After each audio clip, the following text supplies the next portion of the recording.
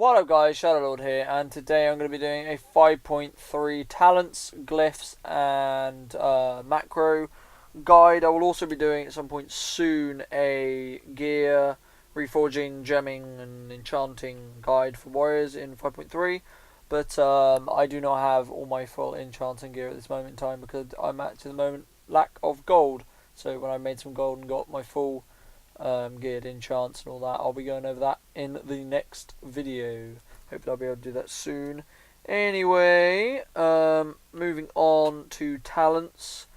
Basically what I've been taking for this patch is, at the moment I'm taking double time. I'm kind of gonna mess around with Juggernaut and double time, but I think I probably will stay with double time. Second wind. Still, the passive ability requires you to be really lazy and just basically kite around pillars and not have to use any abilities, which is quite nice. But apparently I've been hearing that Impending Victory is quite good against casters, so I might try and mess around with that. At the moment I've got my Disrupting Shout, which is very, very good. I'm really liking this. Shockwave, bread and butter, just easy. No question really, unless you're really going for a damagey build, which is a bit weird, but I suppose you could. Safeguard, get our roots, and make sure your healer or other member of team take a reduced amount of damage. Very nice. Avatar, just the extra damage is very nice, but I'm also thinking about going Stormbolt, but for now I'm staying Avatar. Moving on to the glyphs. There is not much change between this patch and last patch, but I will still go over what I'm taking. I'm taking the Glyph of Bull Rush because that extra rage is really nice to have. Glyphs Hidden with Strikes because that is just slow, it's really nice to have, and it requires me to basically, when I cleave, because I cleave quite a lot, it slows all my targets that get cleaved. So say a zoo is attacking me and I cleave the zoo, and then I can kite it a little bit easier. Also, the Glyph of Death from Above is also very nice because it means I can have a 30-second heroic leap over a 45-second one, so that helps out a lot. Anyway, moving on. Why is there a dragon in my face? Moving on to macros. The main macros I use, I will put these in the description below, so make sure to check that out, and change if suitable. For example, the use trinket if you haven't got your Tyrannical badge of victory, and you've only got the malevolent one, change this name to malevolent, otherwise you will not use it when you pop your burst.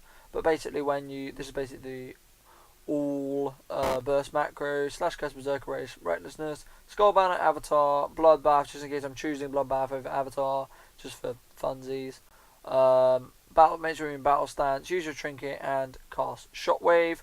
The reason why I choose Shockwave, as Bajira did kind of hint on in a video he made about this, so the credit goes out to him on this one.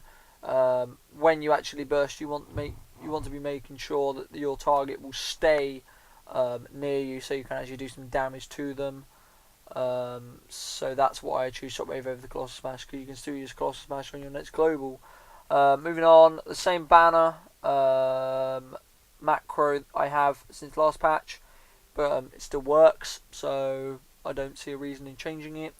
If I find any better way to actually use this, I'll be sure to use it myself, and also change the macro below to the better macro. But at the moment, this is the one I've got, same as last patch. Show tooltip, Destructive Banner, target the two banners. If they're both up, it will choose the one that's at the top and then cast Safeguard to it. So basically that's just your Safeguard the banner when you want to kite away or get a charge rerun or something. Moving on, my charge macro has changed around a little bit. Basically what I have done is show tooltip charge, slash cast charge, slash cast hamstring, make sure I've got a two-hand equipped, and I cast defensive stance whenever I charge. So basically the only time I'll be going to battle stance is when I'm actually bursting. I also sometimes use when my burst isn't up, for example, I sometimes just use the macro just to quickly change between defensive stance and battle stance. And again, the Mortal Strike is still in there from last patch because I haven't really bothered to take it out, just because it doesn't change the macro actually working. So I've just left it in because it doesn't actually work. It doesn't actually use the strike, but it's nice to have in there anyway. Moving that support thing. Basically charge with heroic strike. I don't use this as much now, just because of how much heroic strike hits and how much rage it costs, and there's more abilities you should use that hit more with less amount of rage. For example, slam and overpower. But basically, my heroic strike macro, charge macro, if I was ever going to use heroic strike, is slash cast charge slash cast mortal strike. So it uses mortal strike before heroic strike. Slash cast heroic strike. Make sure my two hands is equipped and make sure I'm in defensive stance. Again, help macro. Basically, this casts my health. Shout. This basically casts. Make sure I'm in defensive stance and make sure I have my shield and sword equipped. I normally use this for when I'm getting switched to, for example. Things like that. I also have in my. It's in here in my battle macro. Basically, this just makes sure I have a two-hand equipped, and I'm in defensive stance. This used to be changed me into the battle stance and made sure I had two-hand equipped, but that was back in Kata when I used to use the same macros. Anyway, moving on to the safeguard macro that I have. Basically, this is very simple. Safeguard to healer macro. Basically, what you do is you do slash TAR space and then your healer's name. Then the next row slash cast safeguard. Basically, your target, your healer, and your safeguard to them. So that's where you can eat traps and get that damage decrease on your healer. The slam charge basically is the same as my heroic strike charge, but it has slam instead of heroic strike, but I'll quickly go over it anyway. So it's slash cast charge, slash cast mortal strike, slash cast slam, slash make sure my two-hand is equipped, and slash cast defensive stance. So I make sure I'm in defensive stance. My spell reflect macro, this is going to be another thing that I have changed. This is thanks to Bajira, so the credit out to Bajira. Thank you, Bajira, for giving this little tip. You need to put slash cast spell reflect first for those faster spell reflects, and then obviously put your either slash equip set or slash equip and then the names of the shield and sword. But I just use sets because it's easier. Then moving on, we have my throw macro. Basically, this macro just places the abilities that I can use at range into one macro. So basically, when I'm rooted and the target's running away from me on low health, I can just spam this button and I sometimes gain kills.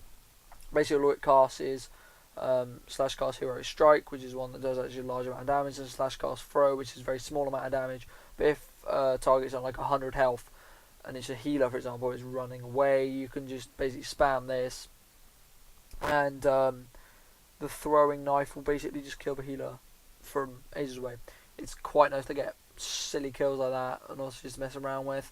Anyway, moving on, my shield wall macro basically equips my one-hander and shield, cast shield wall, and uses a health stone if I have it, and make sure I'm in defensive stance. Now what I'm going to be testing with this macro is what happens if I switch round the shield wall, like the slash cast shield wall part of it, and place it above the equip set thing to see what happens in that nature, to see if it's the same as spell reflect. I'm not sure though. A couple of bugs that I found in 5.3 before I end this video off. Fear will not always work. Your shield reflect and shield wall macros when you equip a one-hander and shield will not always necessarily work. Things that like that.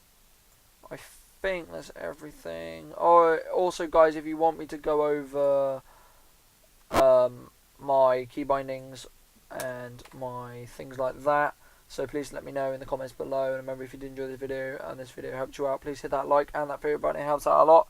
And if you do want to miss daily videos from me, Remember to hit that subscribe button. There will be a link in a couple of seconds, and I will see you guys tomorrow for another related gaming video. Muja. I hope you have a good day, and I will see you tomorrow.